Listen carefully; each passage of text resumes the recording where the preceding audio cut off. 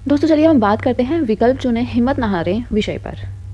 चुनौतियाँ जीवन का एक हिस्सा हैं, या यूँ कहें कि ये जीवन ही चुनौतियों का घर है। इसलिए इन चुनौतियों और संघर्ष को जानना और इन चुनौतियों के समय को प्रयोग करना भी सीखना भी आवश्यक है। चुनौतियों का सामना डट कर करें और जान लें ये सफलता का एक प्रोसेस है। हर उत्पन्न हुई परिस्थिति को बारीकी से समझें और फिर अपना निर्णय लेकर काम आगे बढ़ाते रहें। अपनी सोच को हर हाल में पॉजिटिव बनाकर रखें। हम परिस्थिति को कैसे लेते हैं उस पर ही परिणाम आता है। एक ही स्थिति किसी के लिए सकारात्मक और किसी के लिए चुनौतियां या नकारात्मक हो सकती हैं। ये हमारे देखने के नज़रिए पर निर्भर करती है। इसलिए हम उत्पन्न हुई परिस्थिति के सकारात्मक नज़रियों को खोजें और उस परिस्थिति को सुलभ बनाएं। हमें हिम्मत नहीं हारनी चाहिए। ऐसा भी मन को बनाएं कि हम कई बार परिस्थिति को देखकर जो सोच रहे हैं कि अब हमारे वश में कुछ नहीं, ये सोच हमारी गलत होती है। हमें हर हाल में अपने मन को ये बात बतानी चाहिए कि हम हार नहीं सकते। हमें डटे रहना है, संघर्ष करना है और अपने मन को मजबूत बनाकर अपने काम को करते रहना है। यही संसार का नियम है। जब किसी चुनौती भरी परिस्थिति का निर्माण हो तब हम हमेशा इस बात को ध्यान रखें कि निर्माणाधीन परिस्थिति में हमें क्या करना है और आगे किस दिशा में जाना है। लक्ष्य स्वरूप उसे योजनाबद्ध तरीके से बना लें, क्योंकि ऐसी परिस्थिति में जितना हम क्लियर रहते हैं हमें निर्णय लेने में उतनी ही आसानी होती है और हमारा मनोबल भी बना रहता है। चुनौती भरी परिस्थिति में जब हमारे सभी रिश्तेदार और हमारे नज़दीकी लोग भी हमसे दूर हो जाते हैं और ऐसी परिस्थिति में अब हम जब खुद को अकेला महसूस करें तो स्वयं पर भी साथ साथ काम करते रहें। अपने शरीर, स्वास्थ्य, तन और मन को निरंतर चार्ज करने के लिए अपने अकेलेपन में हम संगीत से जुड़ें, कोई मूवी देखें, व्यायाम करें और नए नए सलाहकारों से अपनी चुनौतियों की चर्चा करें। हमेशा याद रखें हमारी चुनौतियां अस्थायी है। जैसे अच्छे दिन नहीं रहे वैसे हमारे ये दिन भी अच्छे नहीं रहेंगे। ऐसा अपने मन को समझाएं और बताएं। इससे हमारा मनोबल बना रहता है और हम शांत और खुश रह पाते हैं। इस ज्ञान के प्रभाव से हम वर्तमान परिस्थिति में काम भी कर पाते हैं। चुनौतियों के समय दूसरों से स्वयं की तुलना करना हमारी स्थिरता को और कम करता है। ये सारी परिस्थितियां हमारे भाग्य और प्रारब्ध का फल होती हैं।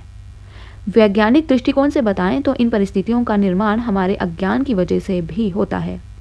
इसलिए ऐसी परिस्थिति में किसी सफल व्यक्ति से तुलना करके अपने मन को कोई ऐसा गलत संदेश ना दें या स्वयं को कमज़ोर महसूस ना करें।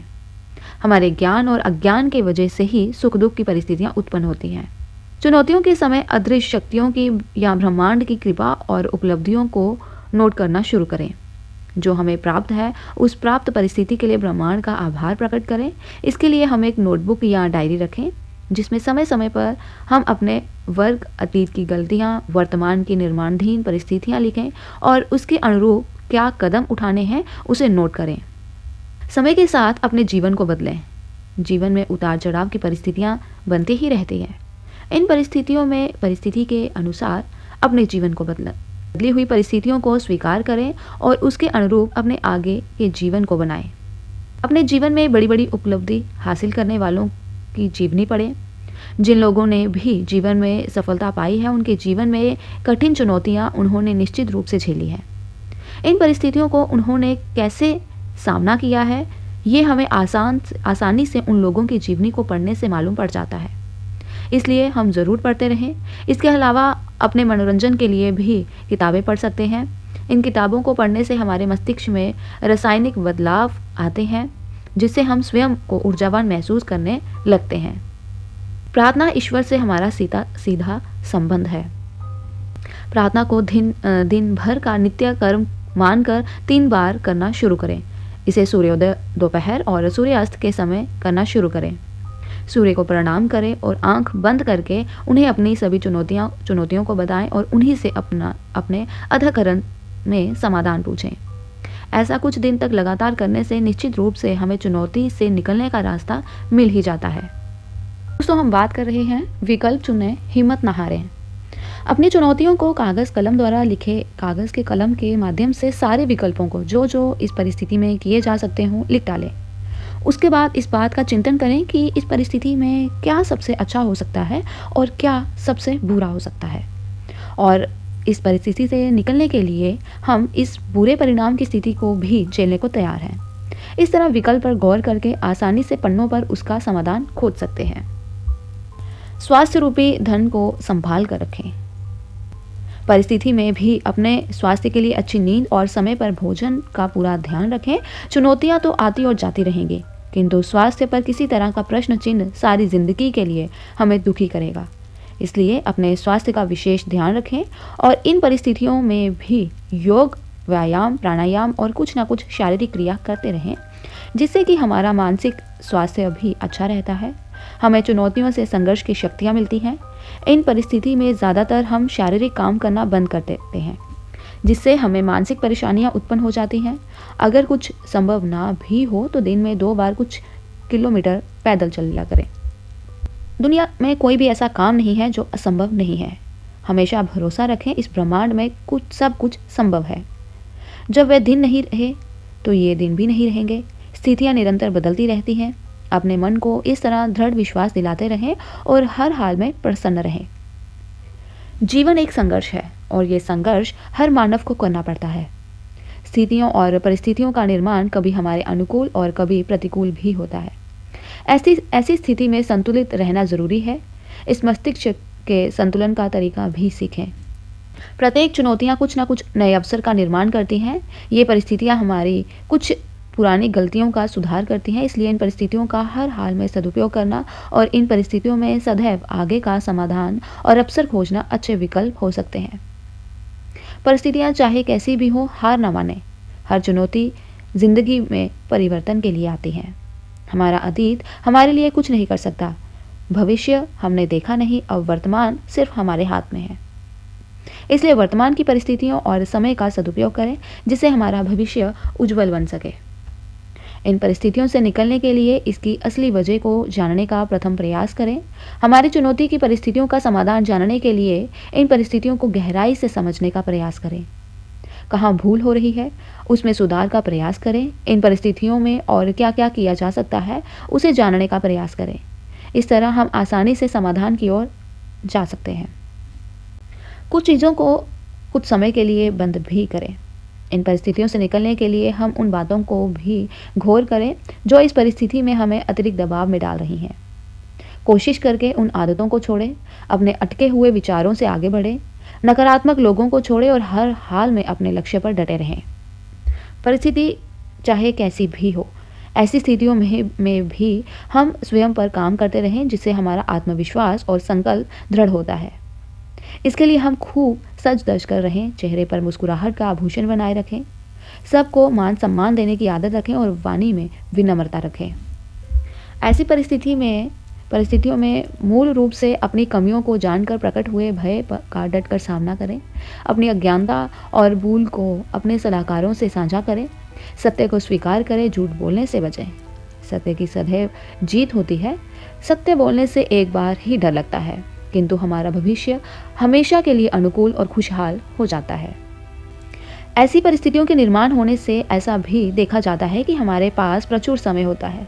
ऐसे खाली समय का भी हमें सदुपयोग करें और ज़रूरत पड़ने पर किसी कला में मास्टरी हासिल करें। इस खाली समय में कला सीखने से भविष्य में हमें कहीं ना कहीं लाभ ही पहुंचता है।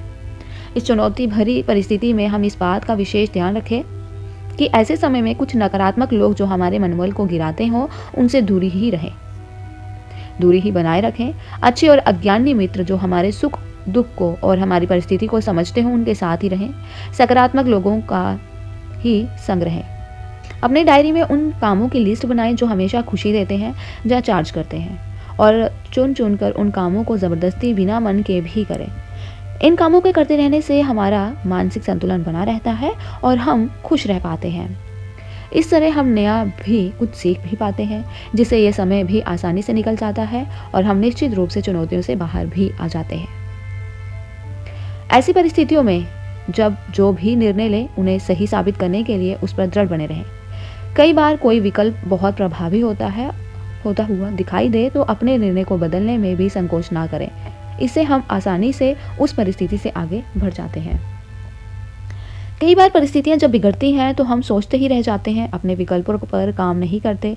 ऐसी परिस्थिति में हम अपनी योजना को क्रियान्वित करें, जिससे हमें परिणाम भी नज़र आने लगते हैं। अन्यथा हम सोच सोच कर ही अपना समय व्यर्थ में व्यतीत करते रहते हैं। किसी ने इसके लिए कहा है, निर्णय लेना और उसे क्रियान्वित करना ही अपने परिस्थितियों से निकलना है।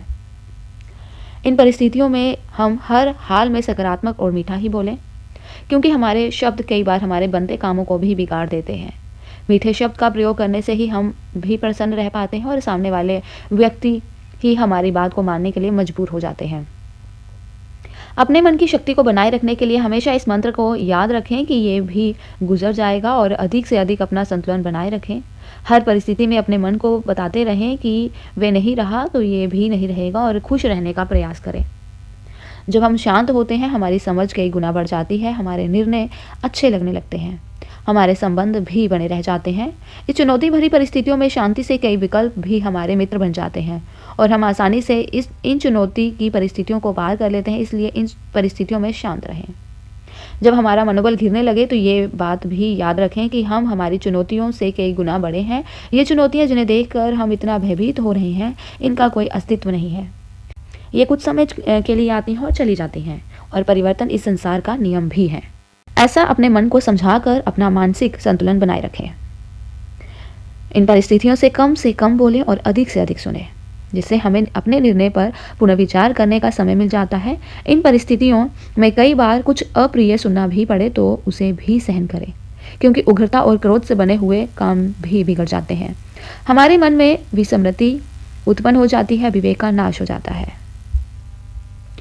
अपने जीवन में इस आए हुए नो को ऐसे समझें, नो माने नेक्स्ट और ओ का मतलब अपॉर्चुनिटी से समझें।